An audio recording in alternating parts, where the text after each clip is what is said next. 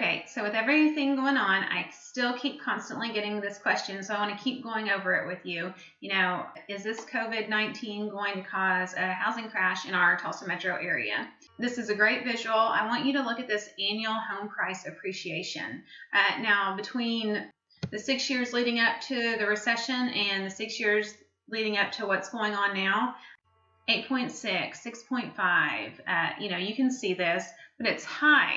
And then you go to the last 6 years, and yes, we've experienced appreciation year after year, but look, even our highest amount of appreciation was lower than the lowest amount of appreciation leading up to the 2008 crash.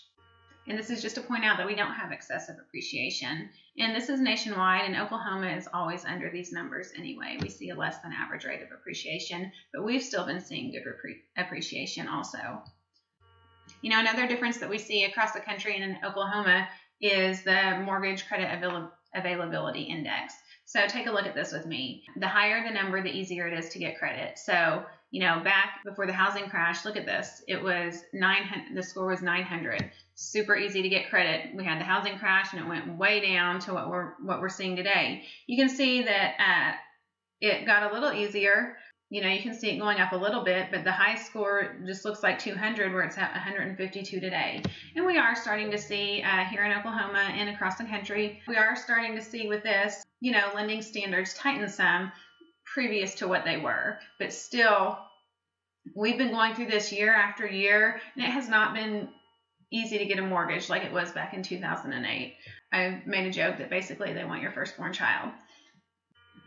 One of the causes of the housing crash of 2008 was that there was this oversupply of home inventory, and you can see this right here. Remember, a 6-month supply is, it's a healthy market. It's a balanced market.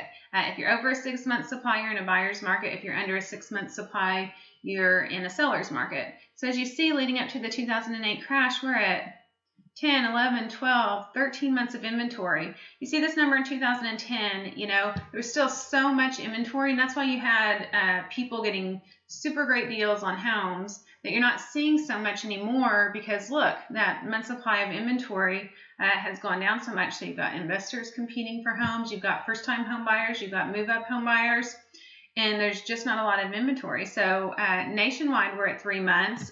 Here in Tulsa County, we're at a 3-month supply. In Creek County, we're at a 4-month supply. So inventory is vastly different than it was in 2008. Oversupply in 2008, we're at an undersupply right now. Okay, this is talking about 2008 cash out refinances. So taking the equity in your home, cashing them out. Look at this, $824 billion leading up to 2008. And, money was taken out for things like for depreciating assets, trips, cars, lifestyle, totally different. Look at what we see now leading up to this, $232 billion in cash out refinances.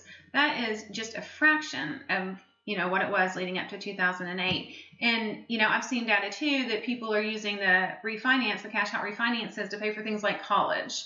So not the depreciating assets.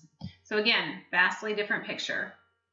Okay, this is our home equity situation for Americans today, which is vastly different too.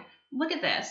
So 53.8% of all homes have at least 50% equity. Look at this. 37% of homes are owned free and clear. Back in 2008, people, that appreciation went up so high and we had the oversupply. So people were upside down in their loans. They owed more than their homes were worth. So, people were walking away from that. So it was overbuilt. They were walking away. Totally different now.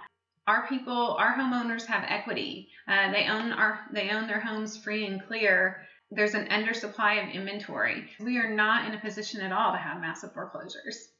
Housing is poised to help our economy recover. So again, across the country and here in Oklahoma, COVID-19 is causing different challenges than we saw in 2008. Yes, we're facing challenges, but they're different challenges. We know that the Tulsa Metro market is in a way stronger position today than it was in 2008. I'm Sabrina Shaw with Homes by Sabrina. And remember, we will get through this.